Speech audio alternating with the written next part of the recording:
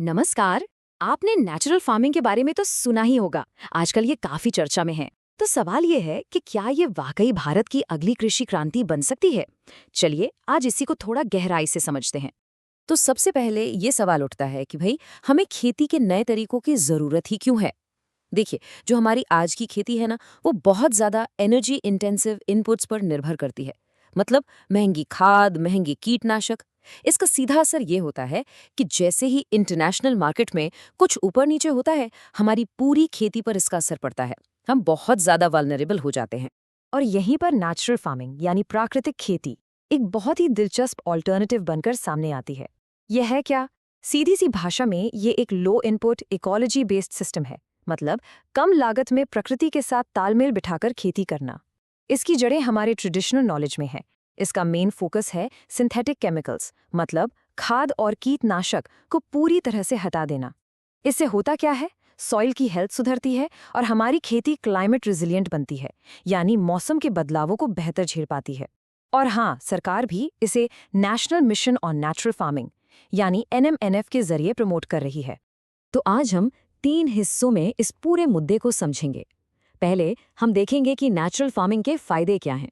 फिर बात करेंगे कि इसे अपनाने में क्या-क्या रुकावटें आ रही हैं। और आखिर में एक रोड मैप पर नजर डालेंगे कि इसे बड़े पैमाने पर कैसे लागू किया जा सकता है। ठीक है, तो चलिए शुरू करते हैं पहले हिस्से से, the case for natural farming. इसके फायदों की लिस्ट देखें तो वो काफ़ी लंबी है। किसानों की आर्थिक स्थिति से लेकर क्लाइमेट चेंज से लड़ने में मदद, पानी बचाने और यहाँ तक कि हमारी अपनी हेल्थ और न्यूट्रिशन सुधारने तक इसके बहुत सारे बेनिफिट्स हैं। चलिए कुछ की पॉइंट्स को थोड़ा डिटेल में देखते हैं। सबसे पहले बात करते हैं पैसे की, जो किसानों के लिए सबसे ज़रूरी हैं। स्टडीज दिखाती हैं कि जो फार्म एक ही फसल उगाने के बजाय नेचुरल तरीके से कई तरह की फसलें उगाते हैं, उनकी नेट इनकम मतलब शुद्ध कमाई 20 से 40% तक ज़्यादा होती है। और ये उन छोटे और सीमांत किसानों के लिए तो एक गेम चेंजर हो सकता है, जो हमारे देश के 85% से भी ज़्यादा है। अब आते हैं क्लाइमेट चेंज पर। ये आंकड़ा देखिए, ये बहुत बड़ा है। नेचुरल फार्मिंग से ग्रीन हाउस गैस एमिशंस 55 से 85% तक कम हो जाते हैं। ये बहुत बड़ी कमी है। इसेंशली ये हमारी मिट्टी को एक कार्बन सिंक बना देती है। मतलब मिट्टी एटमॉस्फेयर से कार्बन डाइऑक्साइड को खींचकर अपने अंदर स्टोर कर लेती है। ये क्लाइमेट चेंज से लड़ने का एक जबरदस्त तरीका है। और पानी का क्या? ये भी एक क्रूशियल पॉइंट है, क्योंकि नेचुरल फार्मिंग सॉइल की हेल्थ सुधारती है, तो मिट्टी की पानी सोख कर रखने की क्षमता बढ़ जाती है। इसका सीधा मतलब है सिंचाई की जरूरत कम। और जब सिंचाई कम होगी तो पंप चलाने में लगने वाली एनर्जी भी बचेगी। कितनी? इरिगेटेड क्रॉप्स में 45 से 70% तक कम एनर्जी लगती है। एक तरह से ये हमारी खेती को ड्रॉट प्रूफ बनाने में मदद करती है। ये कोट देखिए, ये इसकी इकोनॉमिक रेजिलियंस को बहुत अच्छे से समझाता है। सोचिए 2025 में जब सिंथेटिक फर्टिलाइजर की सप्लाई में इंटरनेशनल लेवल पर दिक्कतें आईं, तो जो किसान नेचुरल फार्मिंग कर रहे थे उन पर कोई असर नहीं पड़ा। क्यों? क्योंकि वो बाहर से आने वाले इनपुट्स पर निर्भर ही नहीं थे। उनकी प्रोडक्शन कॉस्ट स्थिर रही, प्रिडिक्टेबल रही। ये एक बहुत बड़ा स्ट्रेटेजिक एडवांटेज है। तो फायदे तो बहुत हैं, ये तो साफ है। लेकिन अगर ये इतना ही अच्छा है तो हर कोई इसे अपना क्यों नहीं रहा? यहीं पर आती हैं असली चुनौतियां। चलिए अब दूसरे हिस्से में इन्हीं बैरियर्स पर बात करते हैं। देखिए, सबसे बड़ी और सबसे मुश्किल बाधा है जिसे हम कहते हैं द ट्रांजिशन पेनल्टी। ये क्या है? ये वो शुरुआती मुश्किल दौर है जब कोई किसान केमिकल फार्मिंग छोड़कर नेचुरल फार्मिंग की तरफ जाता है। उस वक्त उसकी पैदावार में अचानक एक बड़ी गिरावट आती है। और ये गिरावट छोटी मोटी नहीं होती। एक 2022 की स्टडी के मुताबिक ट्रांजिशन के दौरान चावल की पैदावार में करीब 60% और गेहूं में 34% तक की कमी आ सकती है। अब हाँ, ये टेम्परेरी होता है, कुछ सालों में मिट्टी फिर से ठीक हो जाती है। लेकिन आप सोचिए, एक छोटे किसान के लिए 1-2 साल भी इतनी बड़ी गिरावट झेलना फिनेंशियली कितना मुश्किल होगा। इसके अलावा एक बहुत बड़ी स्ट्रक्चरल प्रॉब्लम है हमारी पॉलिसीज में। एक तरफ तो सरकार कहती है कि नेचुरल फार्मिंग को प्रमोट करना है, जिसके लिए NMNF जैसी स्कीम है। लेकिन दूसरी तरफ केमिकल फर्टिलाइजर्स जैसे यूरिया और DAP पर मैसिव सब्सिडीज दी जाती हैं। तो इससे होता क्या है?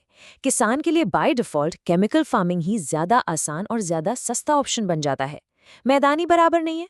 और ये झुकाव कितना बड़ा है, इसका अंदाज़ा आप इस नंबर से लगाइए। FY26 के लिए फर्टिलाइजर सब्सिडी का अनुमान है 1.86 लाख करोड़ रुपए। ये इतनी बड़ी रकम है कि इसके सामने नेचुरल फार्मिंग मिशन का बजट बौना लगता है। तो जाहिर है ये चीज़ किसानों को बदलाव से रोकती है। पॉलिसी के अलावा और भी कई प्रैक्टिकल दिक्कतें हैं, जैसे बायोमास डेफिसिट, मतलब बायो इनपुट्स बनाने के लिए गोबर वगैरह की कमी। ये खेती ज़्यादा लेबर इंटेंसिव भी है, इसमें मेहनत ज़्यादा लगती है। फिर एक बड़ी समस्या है वीक वैल्यू रियलाइजेशन। किसानों को उनके नेचुरल प्रोड्यूस का प्रीमियम प्राइस दिलाने के लिए डेडिकेटेड मार्केट और सप्लाई चेन्स नहीं है। इन्फॉर्मेशन की भी बहुत कमी है। और आखिर में हमारी ज़्यादातर ज़मीनें छोटी छोटी हैं, जिससे इकोलॉजिकल बैलेंस बनाए रखना मुश्किल हो जाता है। तो ठीक है, हमने प्रॉब्लम्स की बात कर ली। अब चलते हैं सॉल्यूशंस की तरफ। हमारा तीसरा और आखिरी section, a road map for scale up. इसे बड़े पैमाने पर सफल बनाने के लिए क्या किया जा सकता है? देखिए, इसके लिए एक मल्टी प्रोंग्ड स्ट्रैटेजी की ज़रूरत है।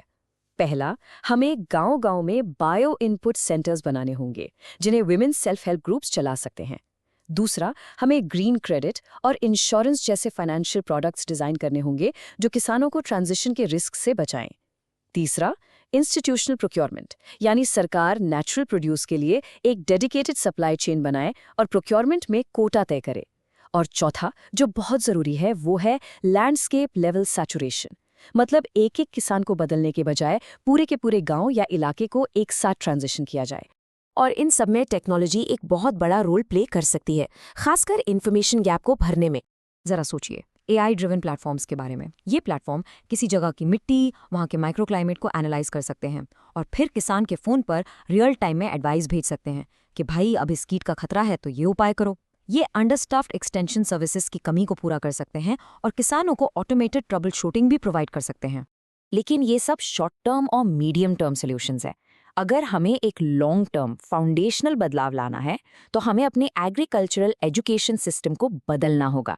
हमें करिकुलम को केमिकल बेस्ड फार्मिंग से हटाकर एग्रो इकोलॉजी और सॉइल साइंस पर फोकस करना होगा।